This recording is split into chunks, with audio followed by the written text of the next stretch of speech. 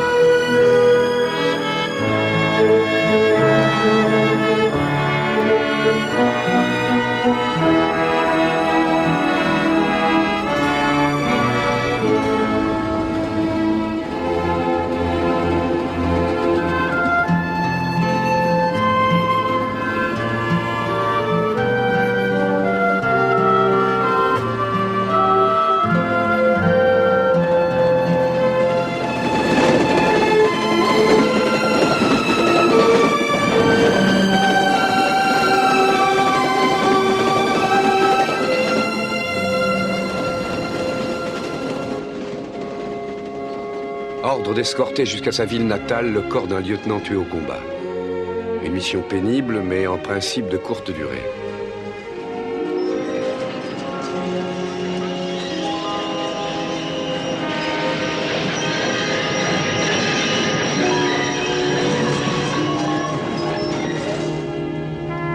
Je ne suis pas certain d'être qualifié pour une mission de ce genre. En particulier dans ce cas précis. Je ne connaissais pas cet officier. Je ne pourrais rien faire pour adoucir le chagrin de sa famille, sinon leur dire des banalités.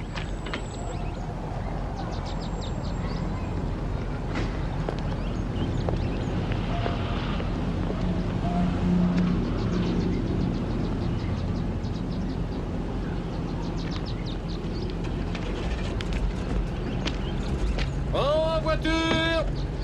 Monsieur et Madame Johnson? Oui. Commandant Laird, j'appartiens à l'état-major de l'armée. Je viens vous rendre le corps de votre fils.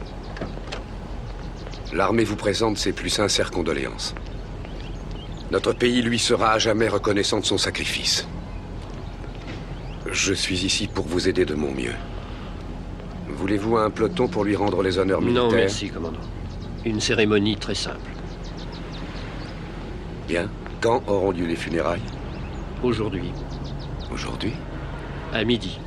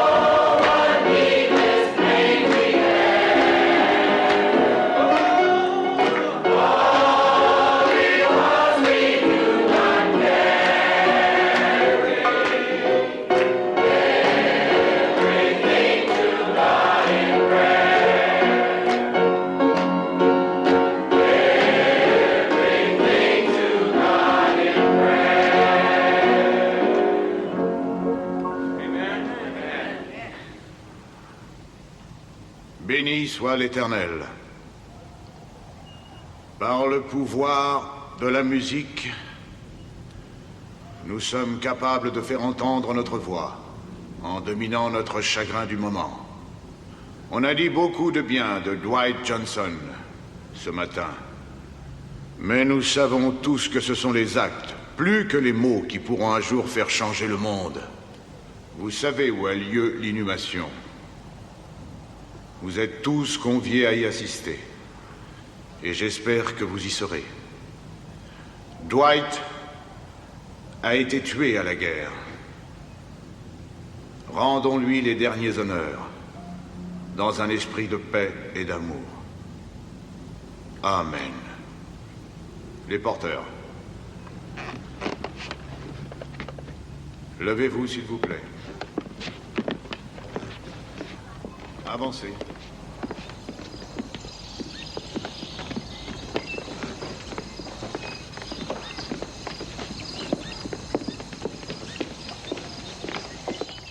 Pardon, monsieur, vous devez être l'officier dont Adam avait parlé. Oui, madame, commandant Blair. Eudora McAllister, une amie de la famille. C'est moi qui conduis les Johnson au cimetière. Vous voulez peut-être venir avec nous? Volontiers, merci. Ma voiture est juste en face.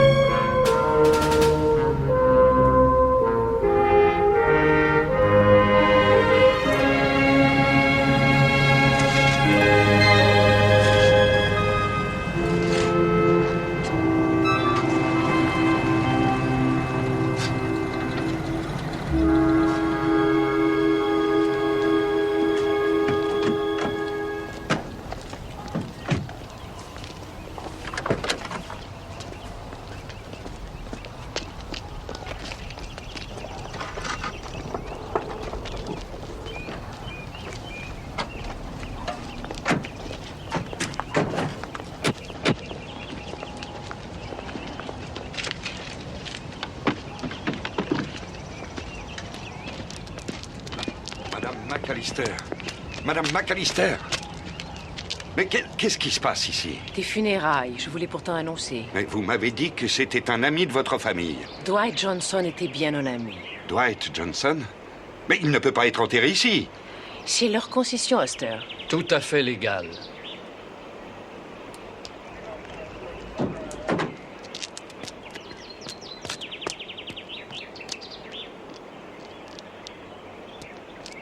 Madame McAllister, on a reçu des coups de téléphone de partout. Est-ce que vous avez donné cette concession à ces gens? Non. On l'a acheté. Tout est en règle. Combien l'avez-vous payé? En vérité, c'est une affaire strictement privée, monsieur Oster. Notre fils s'est sacrifié pour notre pays. Il a le droit d'avoir sa tombe n'importe où. N'importe où, excepté ici. Luther, Ada, vous avez un magnifique cercueil. Pourquoi vous n'enterrez pas Dwight là où est votre famille? Il y serait bien mieux. Mon fils sera mieux où il voulait être et non pas où vous voudriez le mettre. Dwight adorait ce cimetière. Et il adorait cette ville en dépit des mesquineries. Je crois qu'il a bien mérité d'être là. On doit pouvoir arranger ça. Laissez-moi appeler mon chef à l'état-major. On n'a pas besoin des autorités fédérales ici, commandant. C'est une affaire strictement locale. Laissez-moi vous dire quelque chose. Sur le territoire de la commune de Rockville, les inhumations ne sont autorisées qu'aux personnes de race blanche, ou à leur cendre. Mesdames et messieurs, c'est la loi. Je regrette, mais je dois la faire respecter. Alors reprenez-moi ce cercueil et remettez-le dans le fourgon. Comment pouvez-vous faire une chose pareille à mes amis? Luther et Ada font partie de Rockville autant que vous et moi. Vous avez du culot de parler de notre ville, avec le tort que vous lui faites. Je crois que ça suffit. Vous devriez vous retirer avant que les choses prennent un tour déplaisant. Un tour déplaisant? Comment appelez-vous ce qui se passe? Je suis désolé que cet incident vous tombe dessus par surprise, commandant. Nous avons essayé de l'enterrer directement en informant le moins de gens possible. C'est un problème qui ne sera pas réglé en 1 heure. Combien de temps devez-vous rester? D'ordinaire, pas plus de 3 ou 4 jours. Mais mes ordres sont de rester autant qu'il faudra.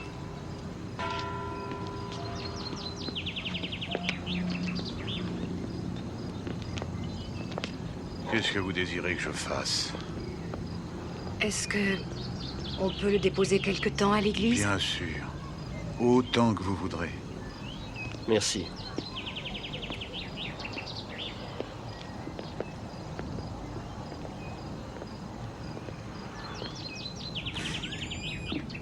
Ah oui, bien sûr, c'est une affaire ennuyeuse, mais c'est la loi. Hein. Et vous allez empêcher de l'enterrer là-bas, alors? Je ne peux pas faire autrement, même si j'en avais envie. J'ai été élu pour ça. Ah, ça... Excusez-moi, chef. J'aimerais vous parler de ce qui s'est passé. J'ai peur qu'il n'y ait pas grand-chose à en dire. Moi, j'ai peur du contraire. Qu'est-ce que vous voulez? D'abord, je veux que vous m'aidiez à faire enterrer le lieutenant Johnson dans ce cimetière. Je regrette. Alors, d'après vous, son corps doit rester sans sépulture. Il y a une place pour Dwight. Vous sortez de la ville et vous marchez un moment. C'est là que les membres de sa famille sont enterrés. Hors de la ville? Je n'y suis pour rien, commandant. Tout ça remonte à bien longtemps avant moi. J'essaie de faire régner la paix ici. C'est une petite ville tranquille, avec des gens tranquilles. J'ai vu grandir Dwight autrefois. Oui, je sais, vous avez probablement raison. Il mérite mieux que ça. Malheureusement, il a été tué avant que cette ville soit prête pour ça. Peut-être que s'il avait vécu plus longtemps. Plus longtemps? Mais on sera bientôt en l'an 2000. Nos écoles sont intégrées, noir et blanc s'y côtoient. Ça ne marche peut-être pas sans de petits accros, mais ils sont ensemble. Mon commandant, j'ai du travail, alors excusez-moi. Au fait, j'ai appelé mon patron à l'état-major.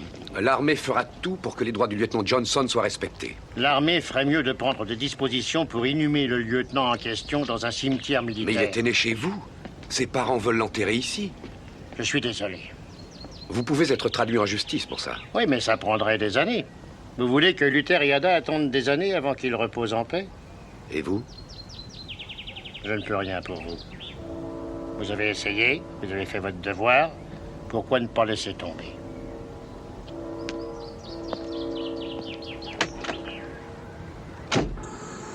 C'est tout ce que l'armée peut faire tout de suite.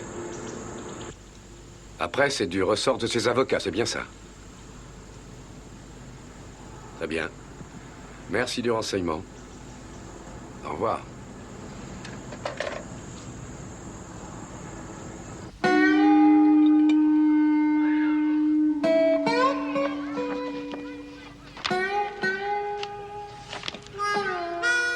Du lait et du sucre, commandant? Juste un peu de lait, s'il vous plaît.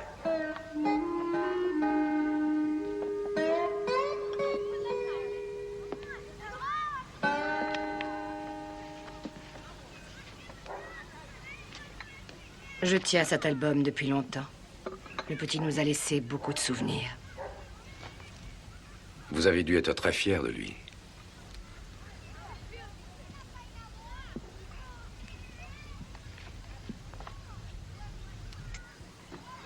Madame Johnson, la première fois que j'ai compris ce que vous vouliez faire tous les deux, j'avoue que j'ai d'abord été un peu surpris. Mais je vous ai appuyé. C'était mes ordres, vous apporter toute aide raisonnable.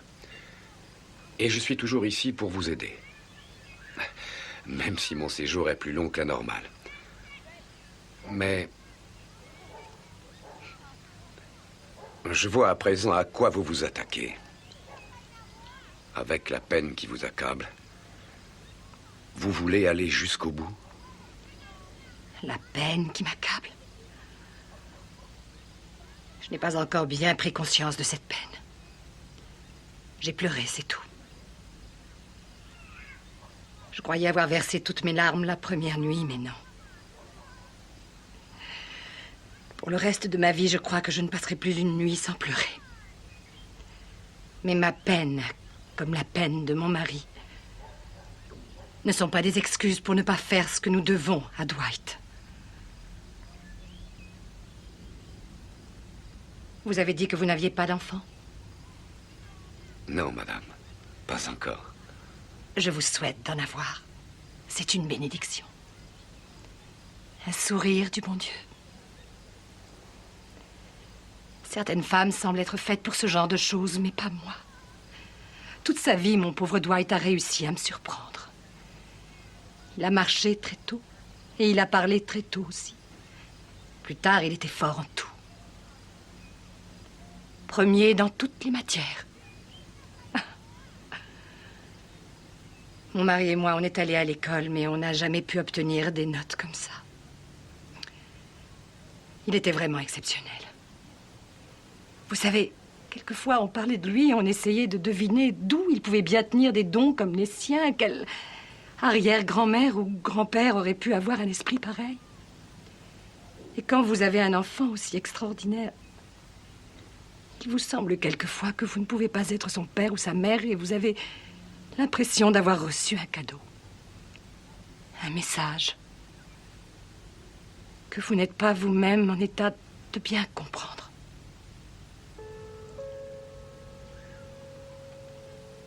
Aujourd'hui, il est mort. Il faut que j'accepte cette vérité. Mais il n'a pas disparu. À moins qu'il ne le chasse hors de cette ville. Cette ville à laquelle il a tellement fait honneur. Ce serait comme si on rayait les années passées en disant qu'il n'a jamais existé.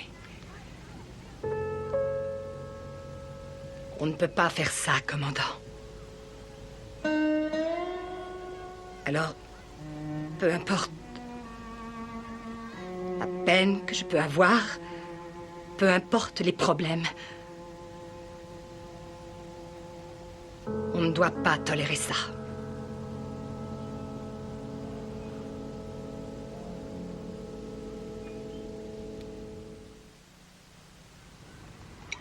Vous avez lu cet éditorial, Joe? Je peux pas lire le journal du matin avant que les autres l'aient appris par cœur. À propos de l'incident dans le cimetière, écoutez. Une femme blanche qui possédait une concession dans le cimetière en a fait cadeau à Luther Johnson et à sa famille. À votre avis, qui ça peut être? J'essaie même pas de deviner. Leur donnant ainsi un faux espoir de pouvoir enterrer leur fils en cet endroit. Faux, ça c'est vrai. Vous désirez autre chose? Non, merci. Où est-ce que je peux trouver un journal?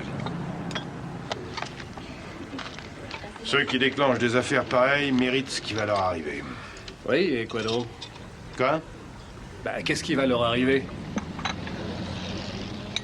Vous défendez cette stupidité, Henry? Ah non, non, mais je ne la critique pas. La seule façon d'avoir ce qu'on veut, c'est d'essayer de le prendre. La seule façon d'avoir ces idées dans la tête, c'est d'aller les prendre à l'extérieur. Ou chez une dingue comme Endora McAllister.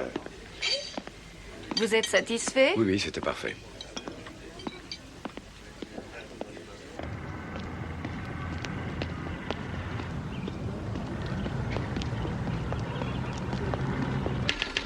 Comment pouvez-vous dire que j'utilise le cercueil de ce garçon comme un ballon pour marquer un but? Je dis les choses comme je les pense, c'est tout. Sam, nous nous connaissons depuis plus de 50 ans. Vous savez que je ne fais pas de politique. Je ne fais partie d'aucun groupement, d'aucune sorte. Oui, je sais, la seule organisation à laquelle vous appartenez, c'est celle des utopistes, un peu dingue. Vous pourriez en être présidente. C'est de l'utopie que de vouloir aider ses amis. Aider ses amis? Ou s'en servir pour prendre un avantage? Écoutez, j'ai longtemps hésité avant de leur offrir cette concession au cimetière, parce que je savais comment les gens comme vous le prendraient. Je dois le prendre comme ça. C'est mon métier à moi que d'ouvrir à mes lecteurs certaines perspectives. Vous vous rappelez comment étaient les États du Sud il y a 20 ans? Vous vous rappelez ces émeutes, cette violence, ces chiens lâchés par la police, ces petites filles brûlées vives dans une église? Ça ne s'est pas passé ici. On a traversé ça sans catastrophe. Sans catastrophe. Vous trouvez que ce n'est pas une catastrophe si un homme comme Dwight Johnson ne peut pas être inhumé au cimetière? Mon Dieu, Andorra, vous mesurez le monde avec l'étalon de la perfection. Mais pas moi. Je le mesure à l'étalon de la violence et du chaos. Et c'est toute la différence. Mais si vous n'aimez pas la façon dont je fais mon métier, créez votre propre journal. Vous serez probablement extraordinaire. Je n'ai aucune envie de faire votre métier. Je ne veux même plus lire un journal pour le moment. En particulier le vôtre. Vous annulerez mon abonnement. Encore? C'est curieux. Vous avez changé. Je me rappelle le jeune Sam Jennings, un idéaliste. Oui, je m'en souviens. Ça remonte à longtemps, Andorra.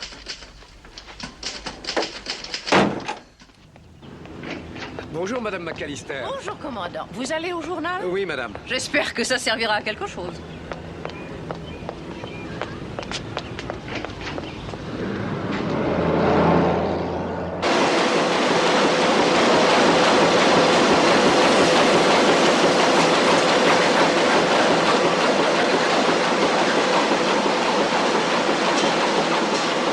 Il y a un officier qui vous demande.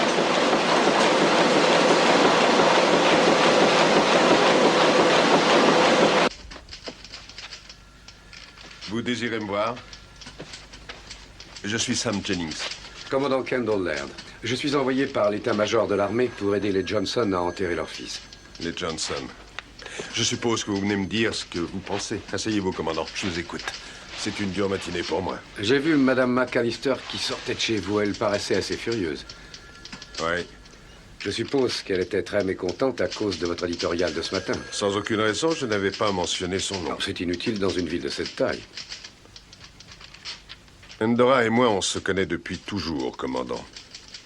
Et pendant toutes ces années, on a eu des petits différends. Les uns publics, les autres privés. Mais je dois dire qu'elle les a surmontés sans difficulté. Oh, je ne m'inquiète pas pour elle, mais pour les Johnson. C'est honnête envers eux? Ce n'est pas une question d'honnêteté. C'est une question d'époque, de moment et Monsieur Jennings, nous sommes en 1972. L'intégration est la loi depuis plus de 15 ans. C'est peut-être bien la loi pour les écoles et pour les fontaines publiques, mais nous parlons pour l'instant d'un cimetière où nous enterrons nos familles. Et c'est un domaine personnel qui ne regarde que nous. Et les Johnson, ça n'est pas personnel pour eux et leur fils? Ils méritent mieux que ça. Eh bien, peut-être que oui. Mais j'espère que vous ne laisserez pas cet incident vous donner de notre ville une idée fausse. Écoutez, Monsieur Jennings, je vois que vous vous intéressez beaucoup à cette ville. Permettez-moi une question. Quelle image vous vient à l'esprit si je mentionne devant vous le nom d'une autre ville, Little Rock, dans l'Arkansas? Vous revoyez, n'est-ce pas, cette photo d'une petite fille noire qui serre ses livres d'école sous son bras, protégée par des soldats armés pour aller à l'école intégrée pour sa première classe. Vous ne voulez pas que Rockville passe à la postérité de la même manière? Non, bien sûr que non. Mais c'est... Alors, si vous ne voulez pas un scandale avec intervention de la Cour suprême, vous allez, dans votre prochain numéro, publier un autre article sur Dwight Johnson. Ces hommes l'ont fait proposer pour une médaille, pour les avoir sauvés. Est-ce que c'était des Blancs? Pour la plupart, oui, des Blancs. Ça peut vous faire une bonne histoire, non? Si c'est une histoire, oui. Si c'est un sermon, non. Vous pouvez m'amener ces hommes? Moi? C'est vous le journaliste, Monsieur Jennings, pas moi. Ne vous inquiétez pas pour moi, commandant. Donnez-moi un peu de précision, des choses prouvées, et je vous écrirai votre article. C'est vrai? Bien sûr. Et je le publierai immédiatement. D'accord.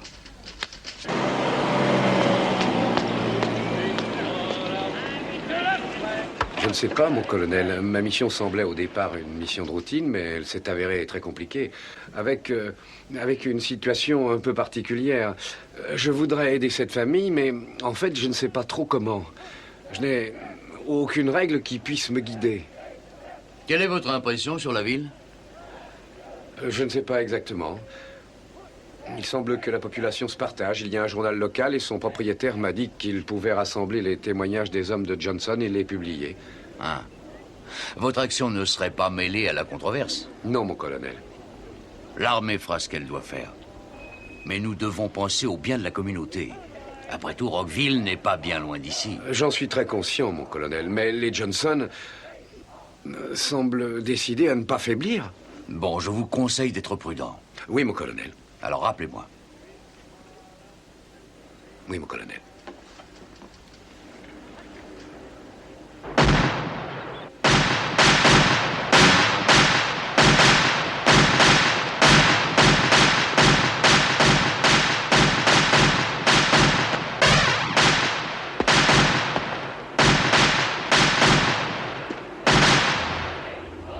Cessez le feu!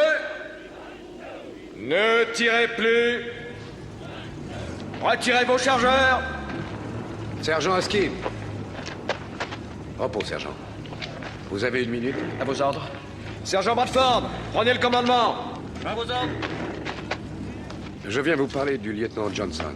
Du lieutenant Johnson? Mais pourquoi, mon commandant? Je veux faire quelque chose pour lui.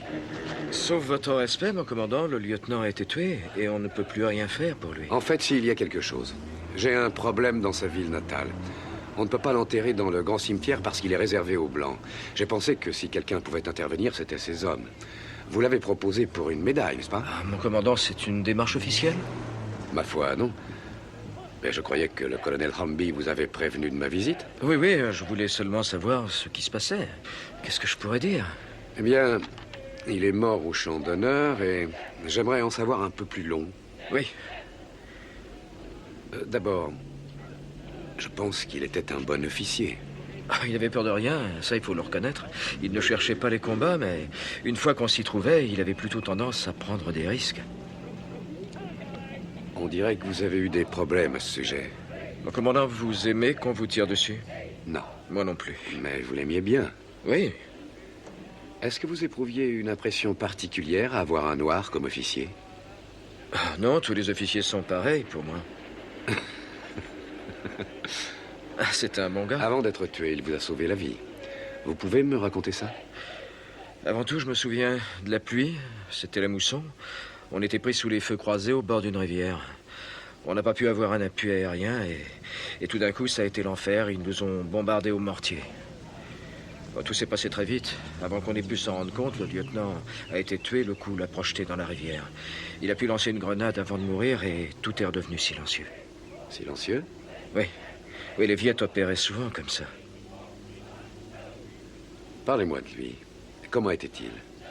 Oh, je ne l'ai pas tellement connu, mon commandant. Vous savez, les officiers gardent leur distance. Oui, mais il y a peut-être de petits détails. Rien qui me revienne en mémoire, à moins que vous n'ayez des questions précises.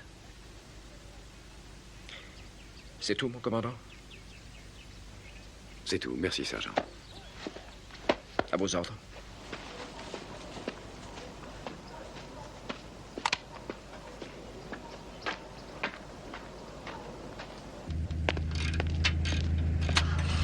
Vous êtes le sergent Douglas? Oui, mon commandant. Vous voulez venir par ici, s'il vous plaît?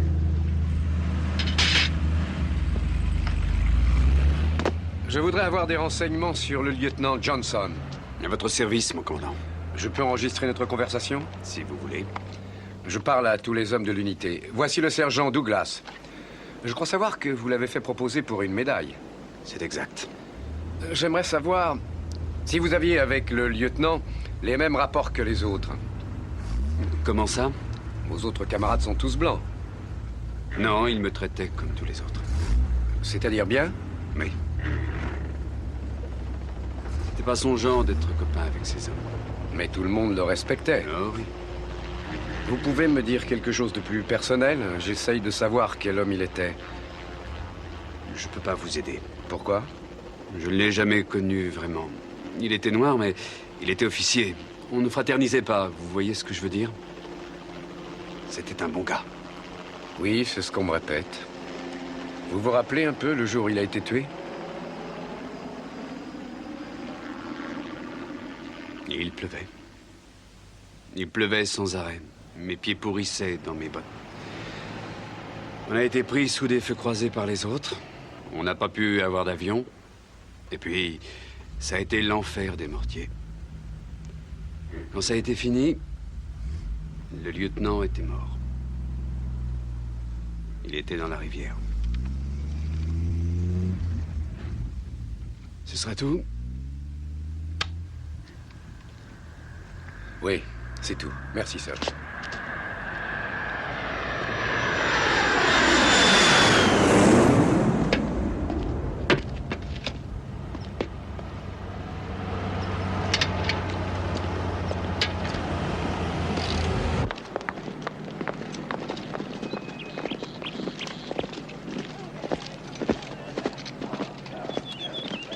Le sergent-chef Porter.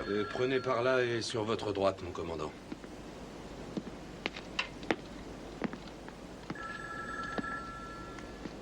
Chef Porter? Oui? Vous avez servi sous les ordres du lieutenant Dwight Johnson? Oui, une seconde, mon commandant, je vous ouvre. À vos ordres. Je peux vous parler une minute dans le bureau? Oui, mon commandant. Je savais que quelqu'un posait des questions sur le lieutenant. On m'en avait parlé. On a 3 téléphones. On a besoin d'un seul pour communiquer avec l'armée. Les 2 autres sont là pour notre morale. Je vois ce que vous voulez dire. Alors? Qu'est-ce que je peux faire? Je voudrais qu'on parle du lieutenant Johnson. Oui, mon commandant. Sa famille a pas mal de problèmes avec certains habitants de sa ville natale. Ah oui? J'ai pensé que le jugement que vous portiez sur votre chef aiderait ces pauvres gens à changer un peu les mentalités là-bas. Ça ne vous fait rien que je vous enregistre? Non, non, allez-y. Le chef Porter. Bon, pour commencer, qu'est-ce que vous vous rappelez en priorité sur lui? Eh bien, il essayait de maintenir un peu plus de discipline, même au front, que la plupart des officiers. Question de formation, je suppose. Et qu'est-ce que vous en pensiez? Ben, c'était pour notre bien. Il était super. Un très bon gars. Qu'est-ce que vous avez dit? Un très bon gars. Vous avez été navré par sa mort? J'étais navré chaque fois qu'un copain était tué. J'ai ressenti la même chose pour le lieutenant. Ce jour-là, dites-moi ce qu'il a fait pour sauver votre unité.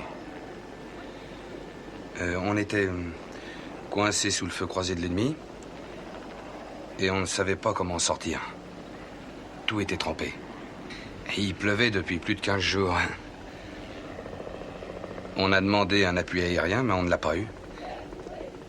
Et alors, brusquement, ça nous est tombé dessus. De quoi parlez-vous? Ça a été l'enfer.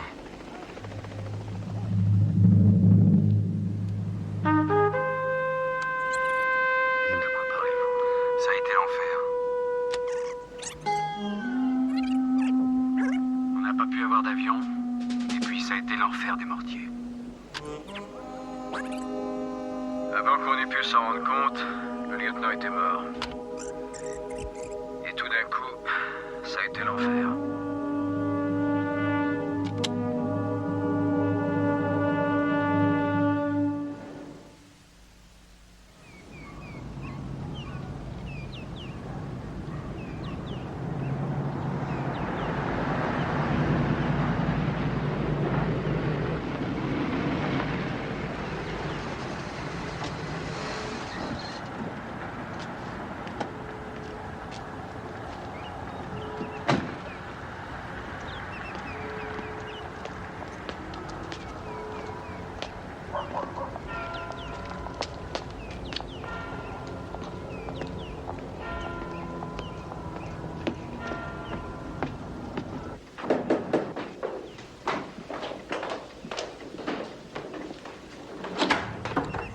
Je suis chez Madame McAllister? Oui, entrez. Merci. Elle est en bas dans la cuisine. Je m'appelle Eleanor Clark. Et moi, Kendall Laird, très honoré. Enchanté, monsieur, par ici. Merci. Commandant, êtes-vous toujours aussi ponctuel à la minute près? Oui, madame, c'est une habitude que j'ai prise dans l'armée. Asseyez-vous, commandant. Merci. Vous avez fait connaissance? Oui. Eleanor fait ses études à l'université d'Atlanta, mais quand elle est par ici, elle m'aide à entretenir cette vieille maison. Vous prendrez le thé avec moi? Avec plaisir.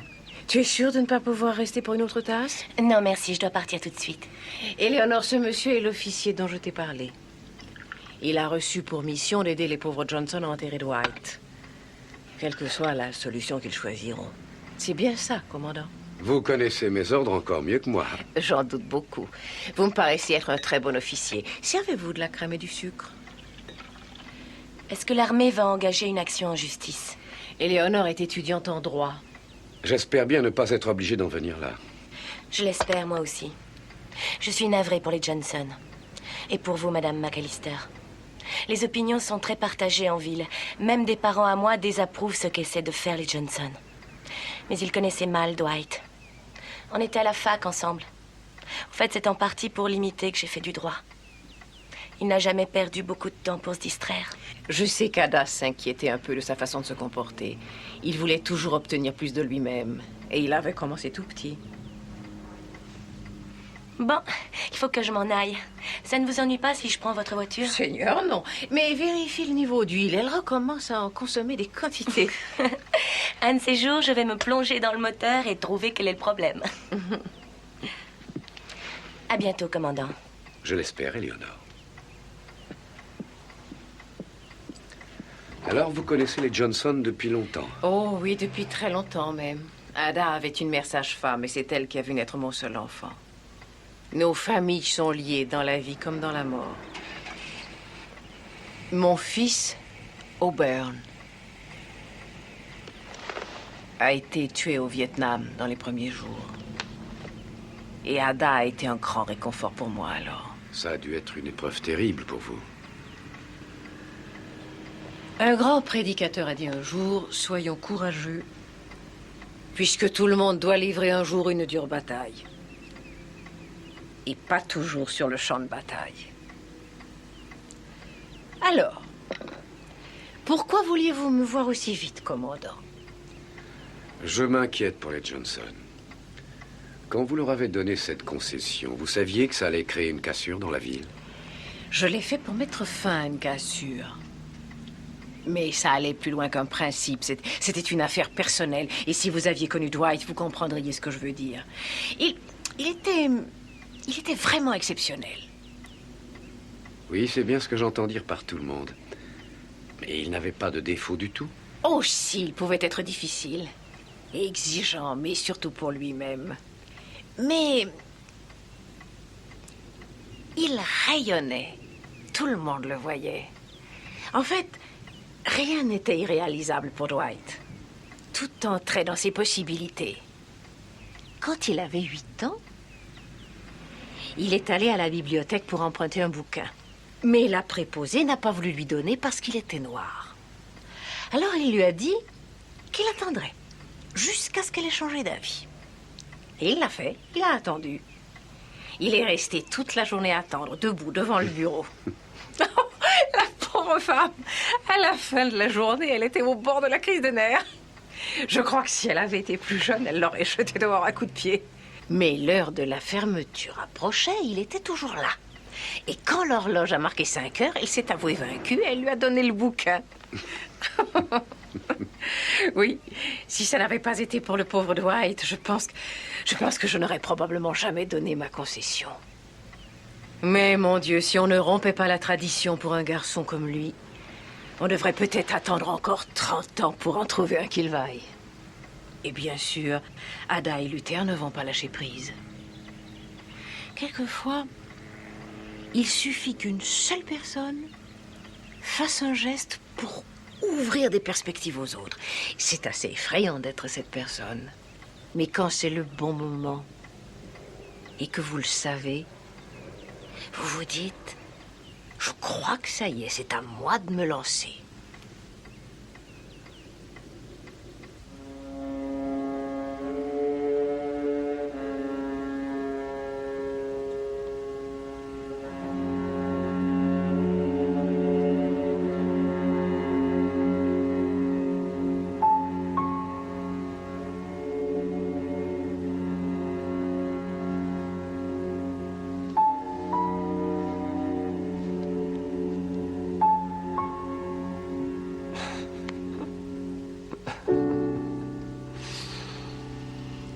Quoi donc? Je viens de me rappeler le jour où il avait grimpé en haut du clocher et qu'il y était resté coincé. Tu te souviens de ça? allait grimper, mais il ne pouvait plus redescendre. Il avait peur parce qu'il savait bien qu'il n'avait rien à faire là-haut. Quand le bedeau est venu sonner les cloches pour les vêpres, le vacarme lui cassait la tête. Chaque fois que je lui en parlais, je riais, c'était irrésistible. Comme je l'aimais. Ce petit.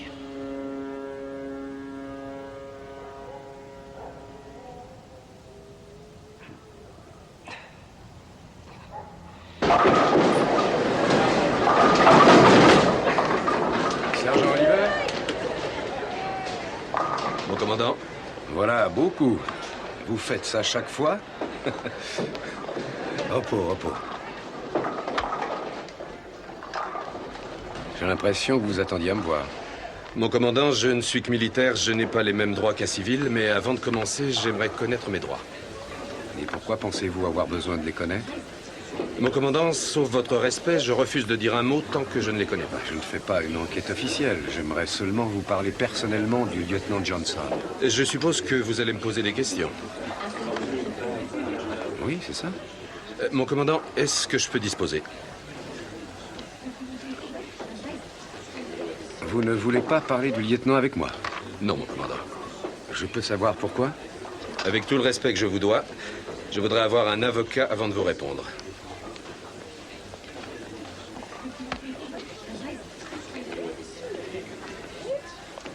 Retournez renverser vos quilles, Oliver.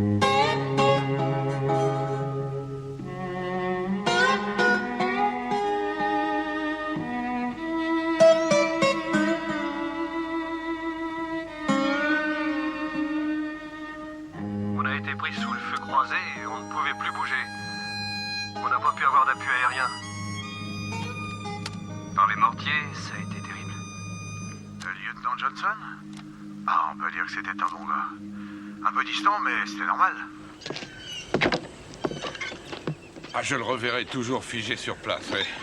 Vous vous rappelez Gérard Gilroy? Le fils du pasteur? Oui.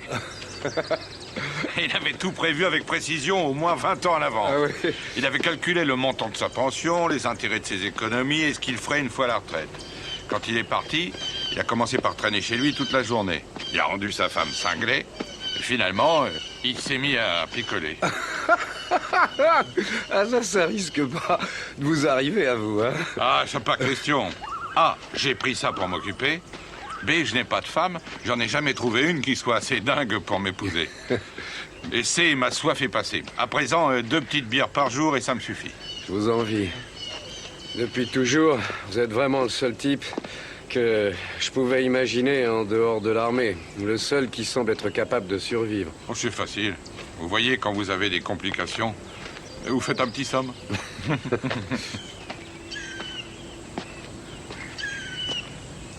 Et si vous ne pouvez pas dormir? Alors vous allez en parler à un vieux débris.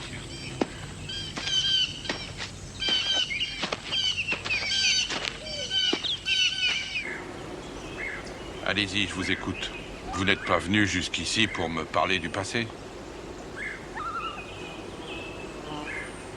Vous connaissez des types qui ont tué leur officier?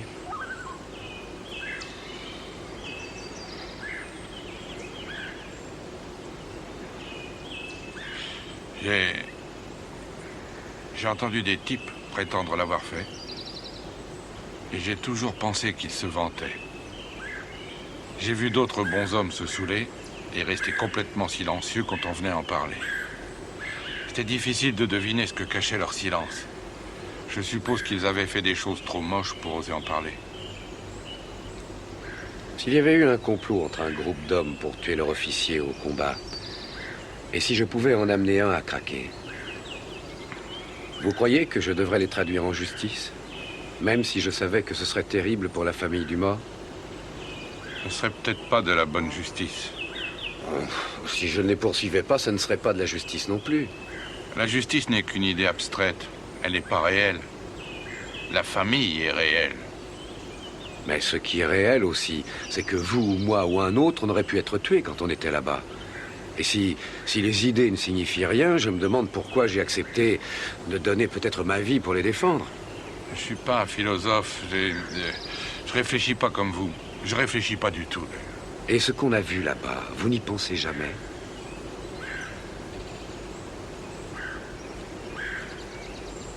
J'essaye de pas y penser. C'est pas mon genre.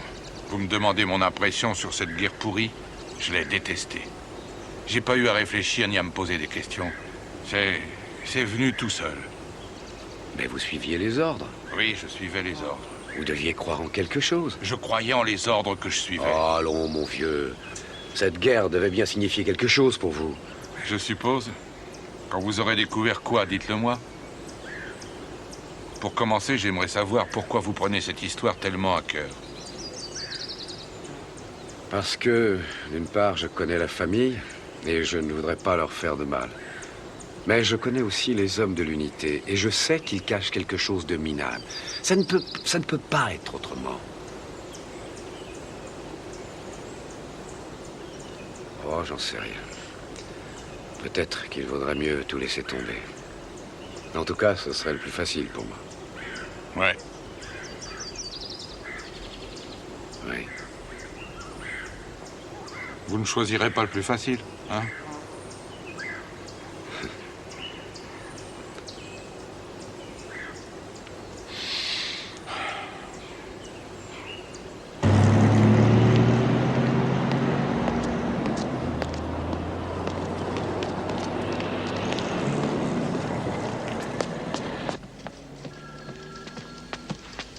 Commandant Laird. Asseyez-vous, commandant. Merci, mon général. Vous vouliez me voir? Oui, mon général. Je suis en mission spéciale. J'ai été envoyé pour assister la famille du lieutenant Dwight Johnson. Et je suis tombé sur quelque chose d'inattendu. Et quoi donc? J'ai pu parler avec certains de ces hommes qui sont affectés ici, et je crois avoir mis le doigt sur une espèce de complot. Quel genre de complot, commandant? Quand j'ai demandé à quelques hommes qui avaient été sous ses ordres de me décrire le combat où il a été tué, ils ont curieusement employé les mêmes expressions clés, comme s'ils les avaient répétées d'avance. Ils ont paru nerveux parce que j'enregistrais leurs déclarations et l'un d'entre eux a refusé de répondre sans la présence d'un avocat. Commandant, vous suggérez que le lieutenant Johnson a été tué par ses propres hommes? Ils l'ont fait proposer pour une médaille. Ça n'aurait pas le moindre sens. C'est le genre de choses absolument impossible à prouver. Vous le comprenez? Oui, mon général. Et vous avez pensé aussi à l'effet sur la famille? Ce serait très pénible. Oui, mon général, j'y ai pensé. Ce serait une catastrophe. Le lieutenant Johnson était noir et ses hommes étaient en majorité blancs. La couleur ne compte pas dans l'armée, commandant. Théoriquement. Gardons cette histoire confidentielle pour l'instant. Si vous trouviez quelque chose de précis, je ferai faire une enquête officielle.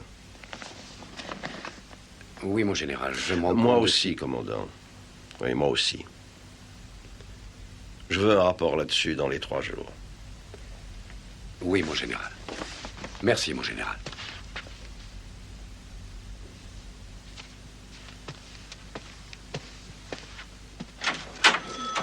Commandant, voici un message pour vous.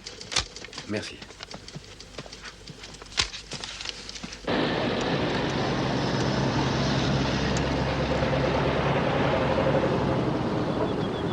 Sam Jennings, s'il vous plaît. Bonjour, Sam. Alors, qu'est-ce qui arrive?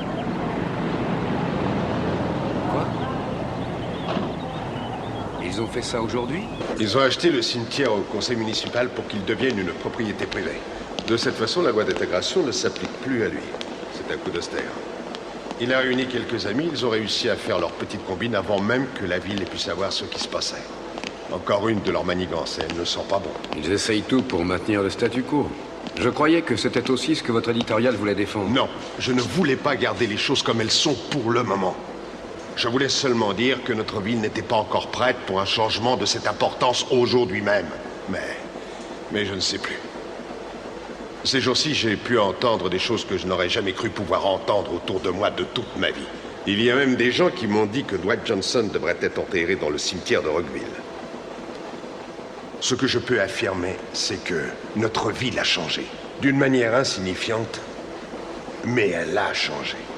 Qu'est-ce que ça signifie pour les Johnson? Ça dépend surtout de vous. Vous avez trouvé du nouveau pour moi? Malheureusement, il y a beaucoup de complications du côté de l'armée. Qu'est-ce que vous voulez dire par là? En résumé, il me sera difficile d'obtenir quelque chose ces jours-ci. Alors, vous allez attendre? Ce ne sera pas aussi facile que je le croyais. Mais je ne renonce pas, Sam. Je vous rappelle, d'accord? D'accord.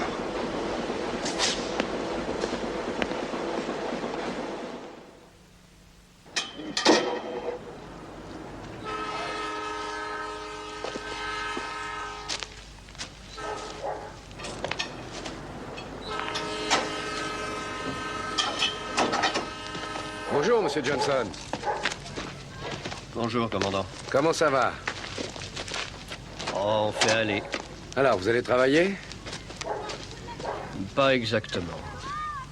Ah bon, mais pourquoi?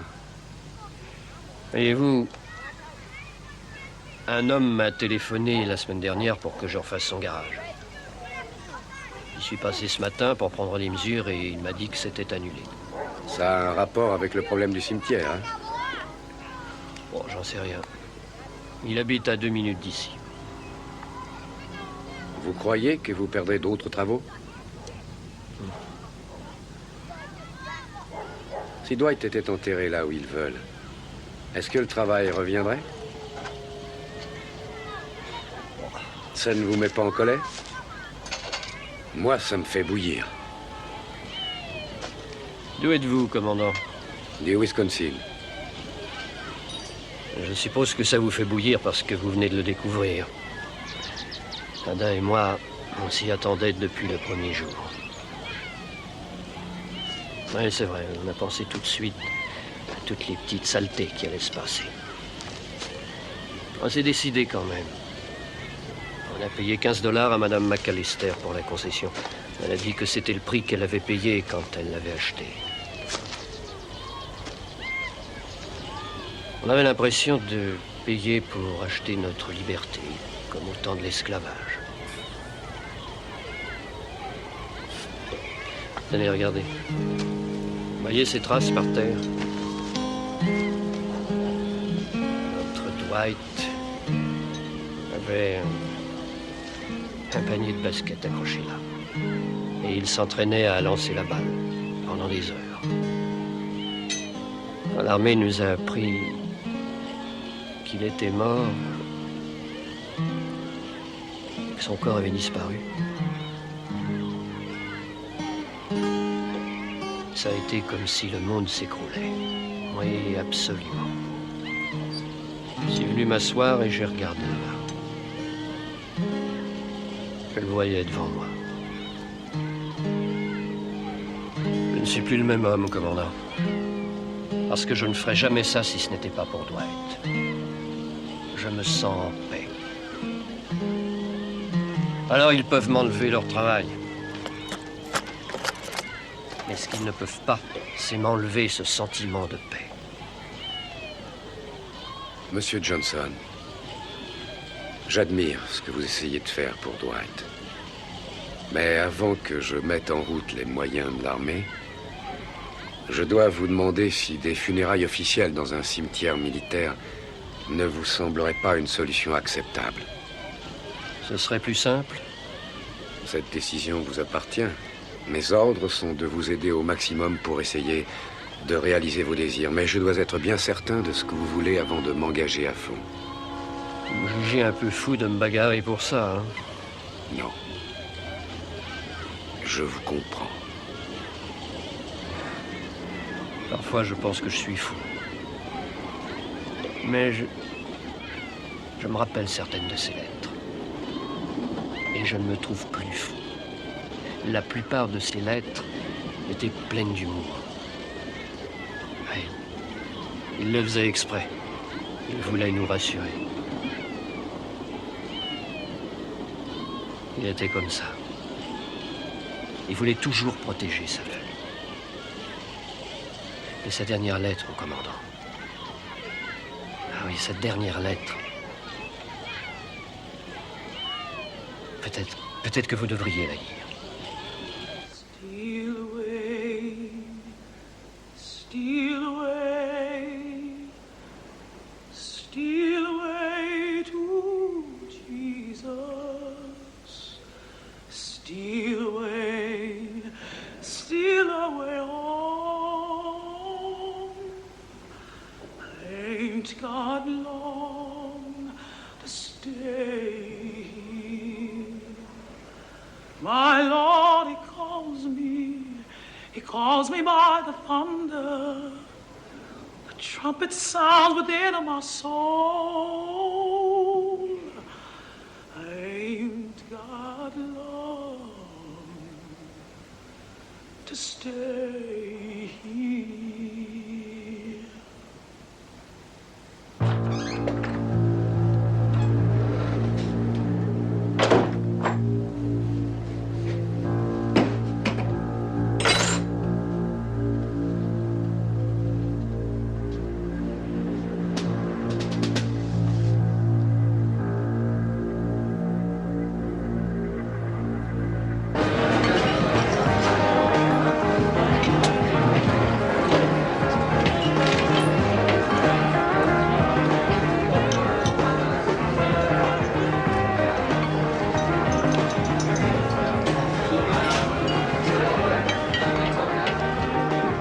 Bonsoir, Douglas. Qu'est-ce que vous me voulez? Vous parlez. On a déjà parlé. J'aimerais encore vous parler. Non, je refuse, mon commandant, sauf si je reçois l'ordre.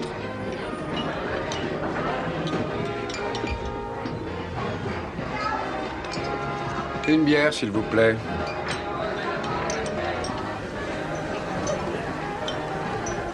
Je sais que vous êtes un bon soldat, Douglas. Plus pour très longtemps, à présent. J'ai presque fini. 2 mois et je quitte l'armée.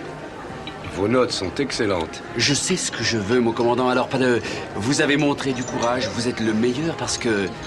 C'est trop tard, je ne marche plus. Ma vie est courte et moi je veux en profiter. Je m'en vais. Je veux seulement enterrer un mort, Douglas. C'est tout? Vraiment?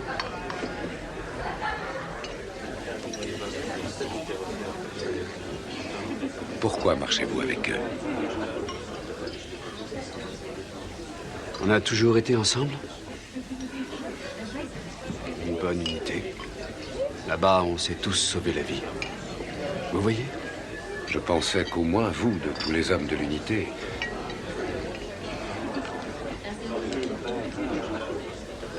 Où irez-vous en quittant l'armée? Vous êtes de Chicago, n'est-ce pas? Votre famille est là-bas? Vous aimeriez qu'on vous dise où vous pouvez ou où vous ne pouvez pas enterrer votre mère? Ou votre frère?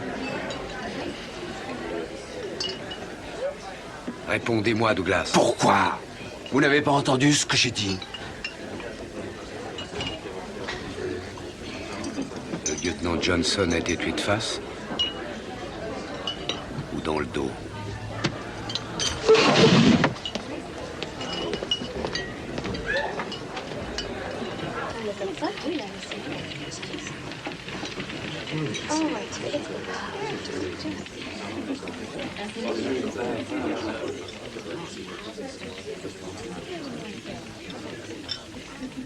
Oui, ils avaient perdu leur ligne, leur portefeuille, leurs clés, leur fric, enfin tout. Ils sont rentrés chez eux en suivant la berge comme ils pouvaient. Le lendemain, ils se sont arrêtés au motel pour regarder la télé. Je leur ai avancé 20 $ pour acheter de l'essence et du poisson, pour qu'ils ne perdent pas la face en arrivant chez eux.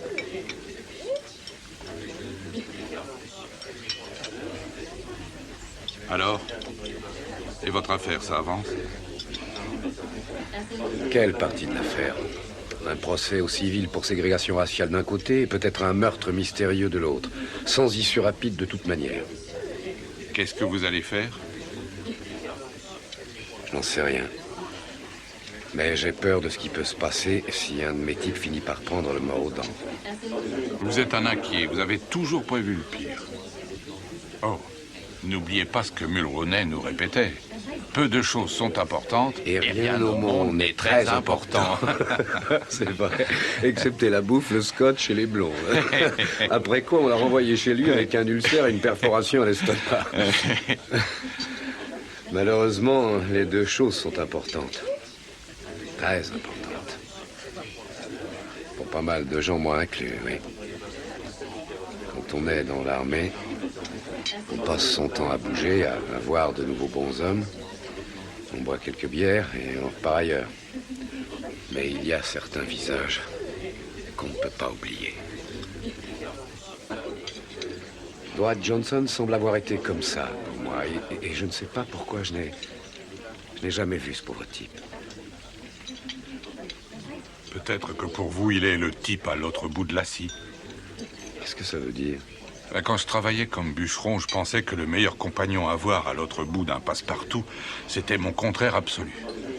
Comme mon image dans la glace. Parce que quand il tirait, je poussais et vice-versa. Alors vous pensez qu'il est mon contraire? Vous m'avez dit qu'il prenait des risques. Et qu'il ne s'occupait pas de l'opinion des autres. Vous êtes un bon soldat, mon commandant. Très courageux.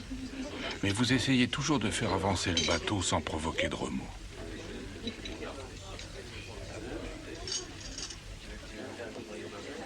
Bonjour, commandant. Ah, mon colonel. Sergent-major en retraite Bill Davis, mon ancien chef de section.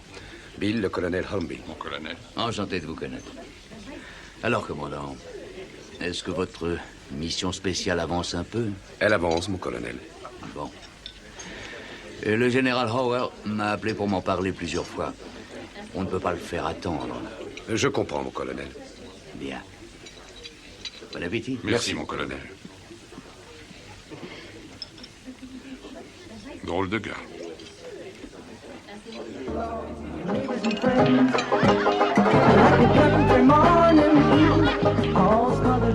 Et alors, ça continue et on avance de plus en plus lentement. Et après beaucoup d'efforts, le taxi arrive enfin à la rampe d'accès.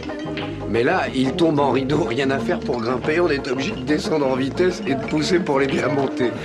Alors je me précipite à travers l'aéroport et je franchis la porte au moment où il la fermait.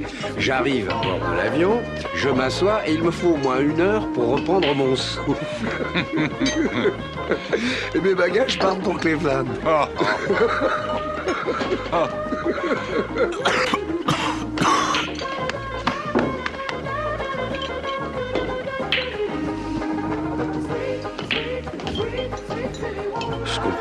Je comprends pas ce qui m'arrive. Je croyais qu'après 20 ans de service, on ne se posait plus de questions.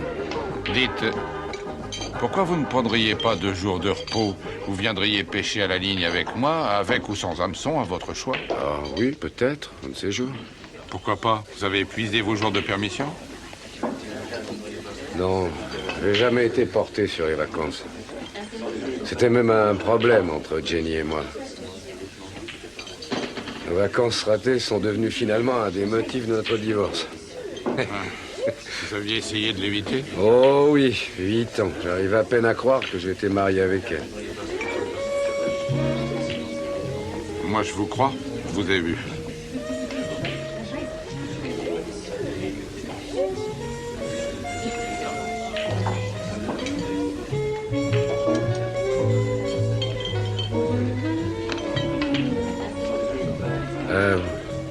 Vous voulez une bière? Une excuse pour ne pas en parler? Oui, exact. Laissez-moi souffler. Oui. suis un peu à cran ces temps-ci et je supporte trop de pression. Bon, comme vous voudrez. Et ne me dites pas que ça vous touche encore. J'ai pas dit ça.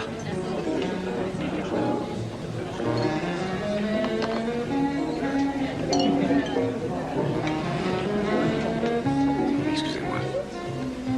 Je ne voulais pas me montrer désagréable. Oui, je le sais bien. Alors, c'est simple. Il me semble perpétuellement être réduit à l'impuissance. Je ne peux pas faire ça à cause du règlement, je ne peux pas faire ça parce que j'ai peur de blesser quelqu'un. Et en même temps, je n'arrive pas à savoir ce qui s'est passé parce que personne ne veut parler. Et moi, je ne peux pas courir après tous ces gens, un par un, pour leur poser les mêmes stupides questions auxquelles ils ne répondent pas. Pourquoi pas? Parce que ça ne donne rien. J'ai fait un tour avant-hier au foyer du soldat de la base. J'ai voulu parler de cette histoire avec un de ces hommes, un noir, nommé Douglas. Je dois dire qu'il m'a reçu plutôt mal. J'ai bien peur que si je le revois, il m'envoie sur les roses pour de bon, mais moi je suis sûr qu'il sait quelque chose qu'il ne me le dit pas. Pourquoi vous pleurez dans votre bière? Vous pouvez laisser tomber quand vous voudrez, non?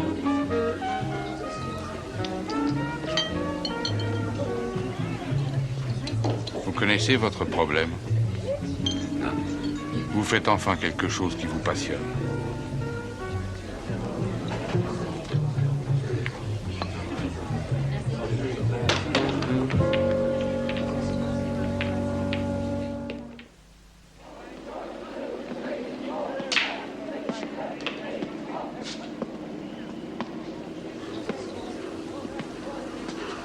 Mon commandant?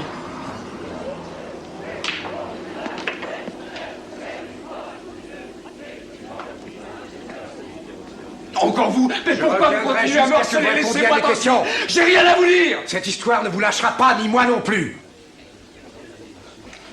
Écoutez, Douglas, je suis désolé de vous avoir un peu bousculé. Excusez-moi, mais il s'est passé une sale histoire. Si on accepte de l'étouffer en ne disant rien, elle va pourrir et pourrir et pourrir jusqu'à ce qu'elle explose. Alors dites-moi ce que vous savez. J'en ai assez. J'ai fait ce que je devais faire là-bas, mais laissez-moi vous dire ce que c'était pour un noir. J'ai donné mon sang pour un blanc qui avait été blessé. Et pendant qu'on pompait mon sang pour ce gars, il a repris assez conscience pour voir qu'on lui transfusait mon sang. Et il s'est mis à crier au Toubib d'arrêter la transfusion. Et quand le Toubib lui a dit qu'il allait mourir si on lui transfusait pas mon sang, cette espèce d'ordure, il a crié qu'il aimait mieux crever que de vivre grâce à du sang noir. Le lieutenant Johnson n'était pas seul. J'aurais cru que ça vous pousserait à l'aider un peu plus. Vous croyez que je faisais encore partie de l'armée? Mais non. C'était comme si j'étais déjà parti. Pourquoi ça vous empêcherait de faire rendre justice à Dwight Johnson? J'ai appris depuis longtemps que le but du jeu c'était de survivre, que c'était ça le plus important. Il faut y penser à tout moment. Je suis désolé pour le lieutenant et pour tous les gars qui ont été tués. Je suis désolé de me réveiller en sueur même s'il fait froid. Je suis désolé de vous avoir parlé. Douglas, je sais qu'il s'est passé une sale histoire. Vous savez rien. Vous n'étiez pas dans ce trou pourri. Vous n'étiez pas là quand Bayer et Johnson ont été touchés. Bayer? Qui est Bayer? Vous ne trouvez pas trace dans tous vos dossiers d'un type nommé Bayer? Comme je vous l'ai dit, mon commandant, les hommes changeaient souvent d'unité. En fait, on aura du mal à reconstituer tous les mouvements. Si votre gars a appartenu à cette unité, il n'y a que 3 possibilités. Il est chez lui, à l'hôpital ou au cimetière. Si vous y tenez, je vais essayer de vous le trouver. Oui, j'y tiens.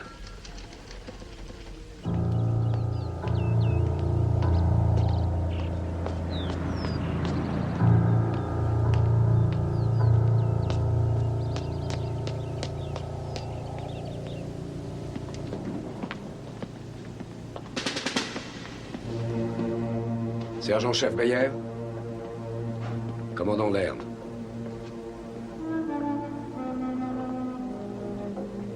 Comment ça va? Comment ça a l'air d'aller? Pas très bien.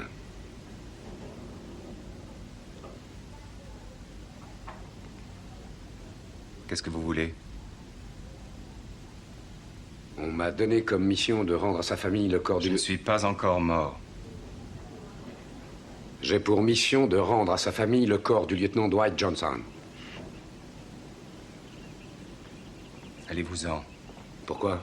Il ne peut plus rien m'arriver de pire que ce qui m'est déjà arrivé là-bas, alors vous pouvez me menacer de quoi que ce Personne soit, ça ne ne vous a fera menacé de aucune quoi que ce différence. soit, mon vieux. Infirmière, Oui, faites-le écoutez, partir de là, s'il vous je plaît. vous répète que Infirmière! personne ne vous menace, est-ce bien clair? Clair? Quelque chose est clair pour vous, mon commandant? De moins en moins avec l'âge. Où c'est chez vous, Bayer? Ici, mon commandant.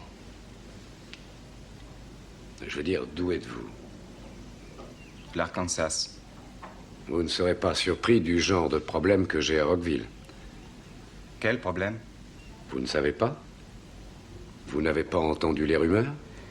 Je n'écoute pas les rumeurs, mon commandant. D'ailleurs, je ne parle à personne. Les Johnson ne peuvent pas faire enterrer leur fils. Le cimetière est réservé aux Blancs. Ils l'ont retrouvé? On a retrouvé son corps? Ben oui, ça fait un moment. Qu'est-ce qu'il y a? Oh, et où on l'a retrouvé? En aval de l'endroit où vous avez été touchés tous les deux. Ça va? Et où est-il à présent?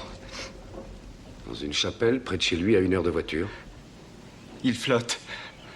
Comme la dernière fois que je l'ai vu. C'est atroce. Je ne veux plus jamais en parler. Allez-vous-en, laissez-moi tranquille. Ça va aller. Partez. Allons, Laissez-moi, je allons. ne veux plus en parler. Calmez-vous. Laissez-moi. Écoutez-moi 1 minute. Calmez-vous.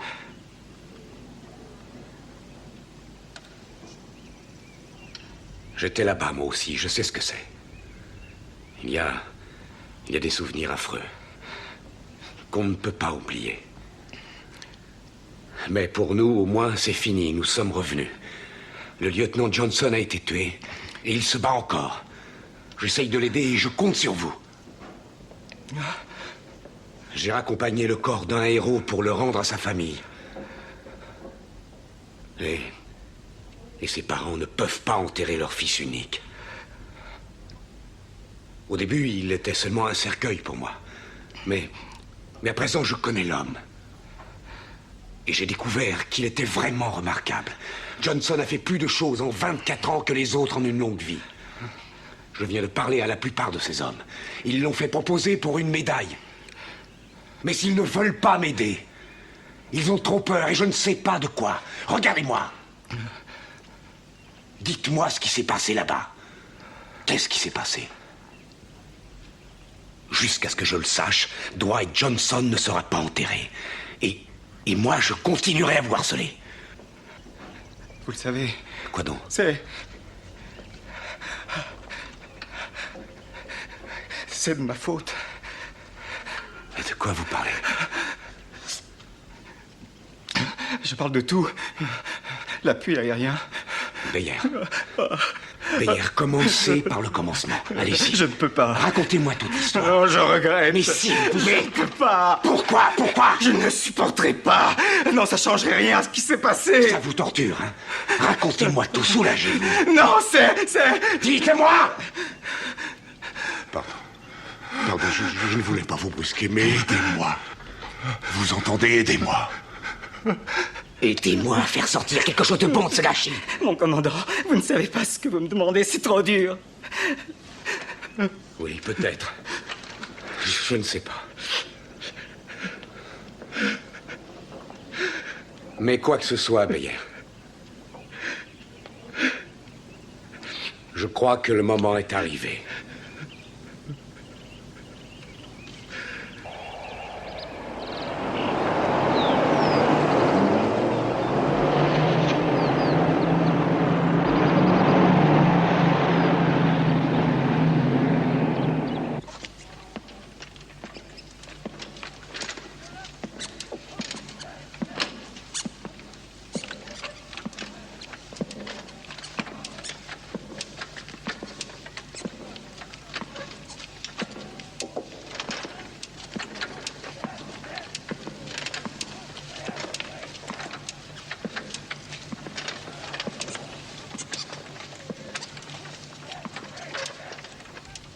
Messieurs.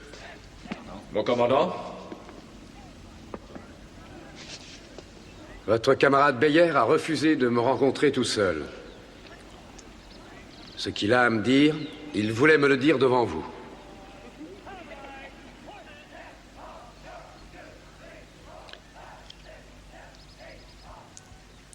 Le commandant m'a dit ce que vous lui aviez raconté sur la façon dont le lieutenant a été tué.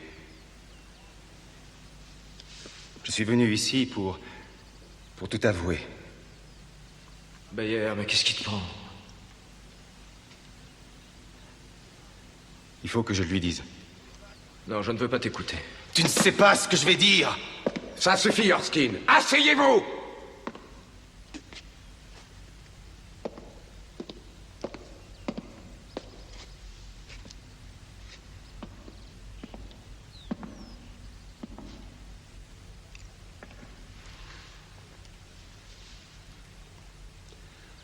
On vous écoute, Bayer. Partez du commencement.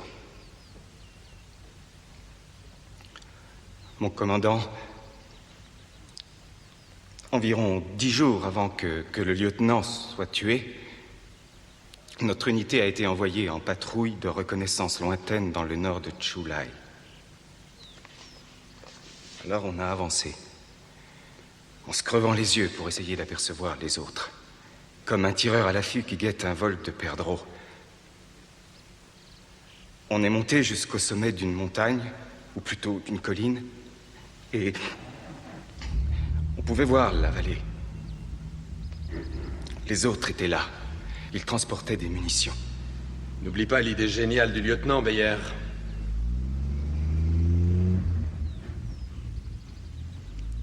Alors le lieutenant a dit qu'il allait demander une attaque aérienne. Il a étudié sa carte, il m'a donné des coordonnées. Et il m'a dit de demander une intervention aérienne très puissante. Et elle est très vite arrivée. Mais les avions n'ont pas attaqué les autres. Ils nous ont mitraillés et pas ceux d'en face. Quelqu'un a été touché? Oui, Wilson. Nous, on n'a pas vu comment. Il est rentré au pays dans un beau cercueil de tôle. Je me demande ce qu'ils ont dit à ses parents. Le lieutenant Johnson était navré. Je n'arrive pas à croire ça. Peut-être que tu vas être désolé pour lui à présent. De nous tous, c'était toi qui en disais le plus de mal. C'est toi qui l'avais baptisé Super Sabre, c'est pas moi. Rappelle-toi, c'est toi. Je te dis que c'est toi. Reconnais-le. C'est vrai, tu lui tapais dessus sans arrêt. Toi, t'aimes pas les noirs. Je n'ai jamais blagué sur la couleur de sa peau. T'as jamais dit de bien du lieutenant, à moins d'y être obligé. Parce qu'il était entré à West Point et pas toi. Tu veux la boucler, Wayera. Personne ne t'a demandé de parler de ça. Qu'est-ce qui se passe? Ça va? Il y avait de la tension raciale dans l'unité?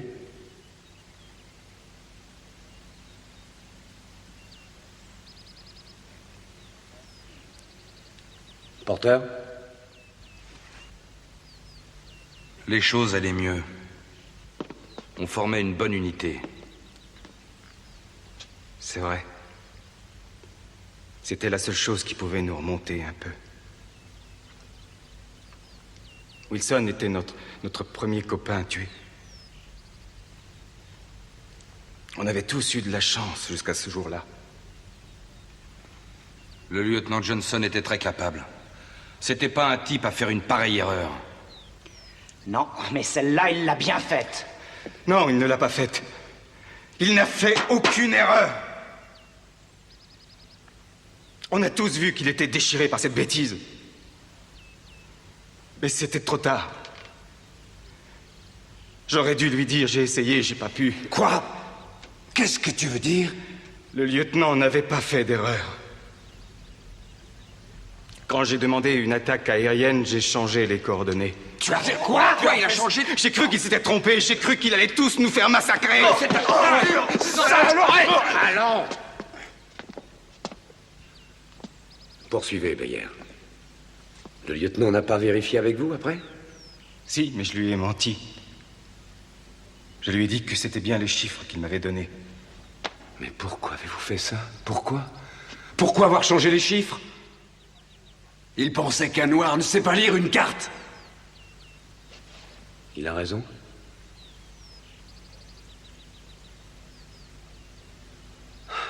Alors? Bayer était responsable de l'attaque de votre unité par notre propre aviation. Et le lieutenant croyait que c'était sa faute à lui. Et vous le pensiez tous, vous aussi. Très bien. Continuons. Qu'est-ce qui s'est passé? Quand ça a été l'enfer? Arskin?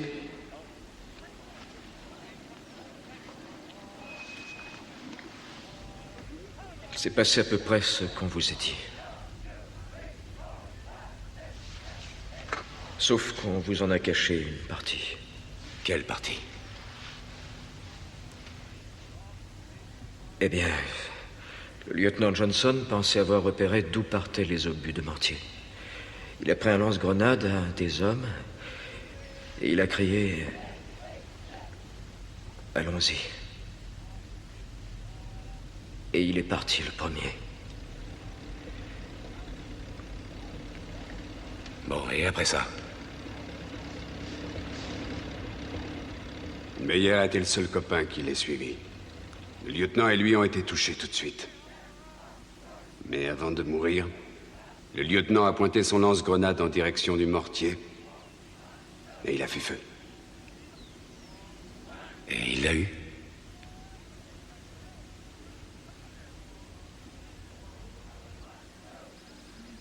Alors c'est vrai, il vous a sauvé la vie.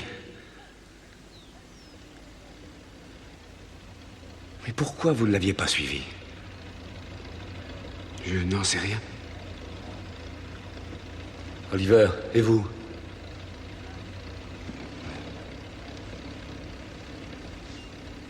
Pourquoi vous ne l'avez pas suivi? Quand le lieutenant a eu fait cette erreur, ou plutôt quand on a cru qu'il l'avait faite, on s'est mis à douter. À douter de ses capacités à vous commander? Vous auriez eu les mêmes doutes si votre officier avait été blanc?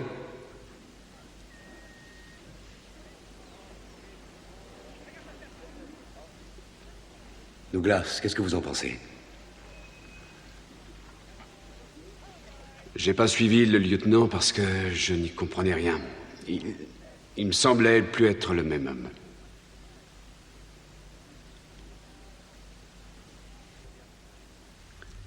Combien de temps avez-vous hésité? C'était une seconde ou plus de 10? Je crois que personne ne le sait. Comme dans un accident de voiture, on entend les pneus crisser sur le goudron pendant une éternité alors que ça dure qu'une seconde. Tout s'est passé avant qu'on ait pu réfléchir.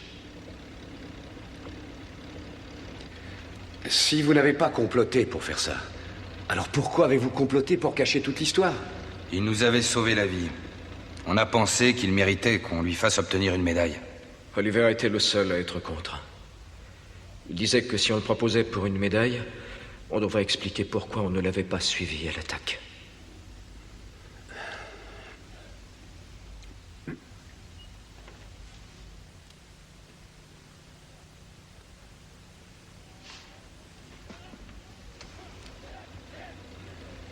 Messieurs, je voudrais vous lire quelque chose. C'est la dernière lettre que le lieutenant Johnson ait envoyée. Je suppose qu'il l'a écrite à peu près une semaine avant sa mort. Mes chers parents, j'ai une minute de libre et j'en profite pour envoyer ce mot. Les choses ne vont pas tellement bien. Nous avons eu notre premier tué et toute l'unité en a été très émue, y compris moi. C'est une terrible responsabilité que de prendre des décisions qui mettent en péril la vie des autres. Je veille sur mes hommes autant que je le peux. Leurs vies sont entre mes mains et mes mains ne doivent pas trembler. Ils croient en leur pays et ils ont accepté de risquer de mourir ici pour lui. Mon travail, c'est de les garder en vie. Et ça n'est pas facile. Quelquefois, je me sens profondément troublé. Et à chaque instant, je me demande, est-ce que je fais ce que je devrais faire? Mais ne vous inquiétez pas. Je surmonterai cette crise de doute. Vous me manquez, je vous embrasse, votre fils Dwight.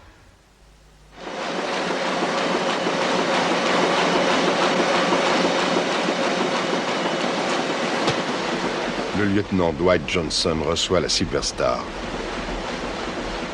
Le retour d'un héros.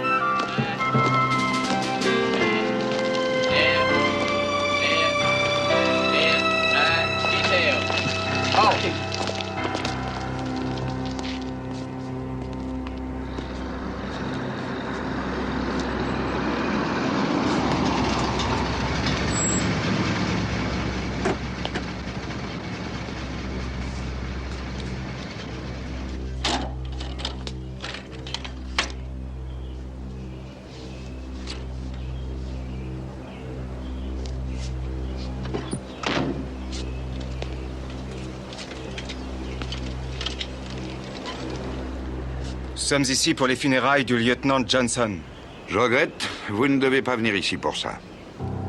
Monsieur Auster, cette concession nous appartient. Nous l'enterrerons dans notre propriété. On vous la paiera une fortune. Elle n'est pas à vendre.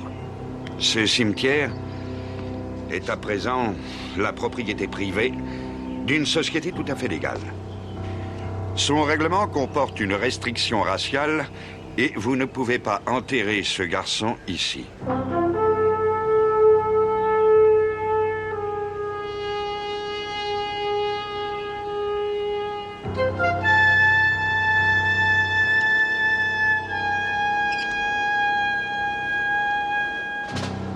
Nous sommes ces anciens soldats. Il nous a sauvé la vie à tous. Nous formons une unité solide et soudée. Et quand nous avons décidé de faire quelque chose, personne ne nous en empêche. J'ai pas raison, sergent Douglas? Tout à fait, Beer. Écartez-vous, monsieur Auster. Vous n'avez plus rien à faire ici. Messieurs,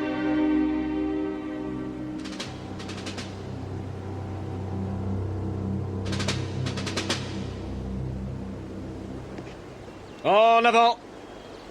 Marche. Gauche. Gauche. Gauche. Gauche.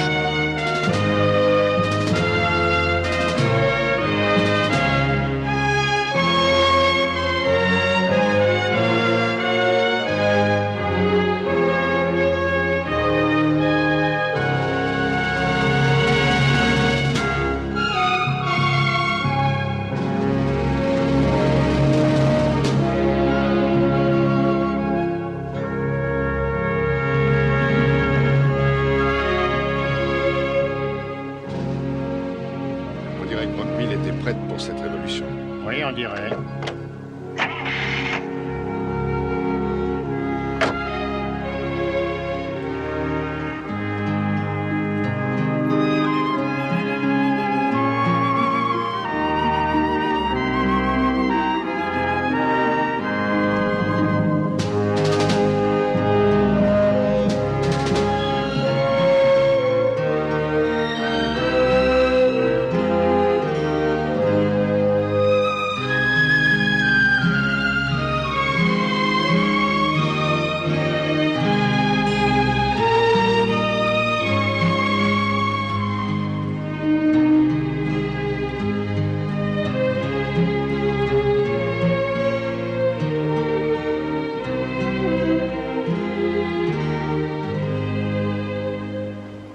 Il a fallu beaucoup de persévérance pour ensevelir ici notre frère.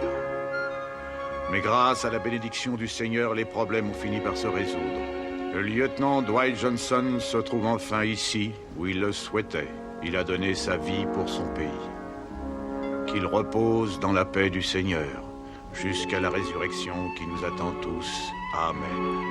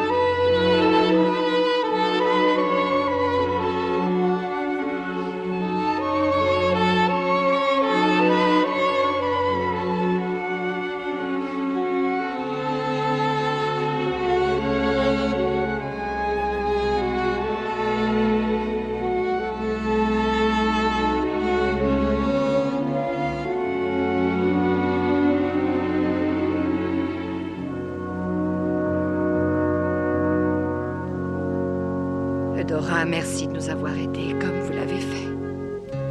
23 février 1972. On a enterré aujourd'hui le lieutenant Johnson. Enfin. Mais l'esprit qui l'animait lui survivra longtemps.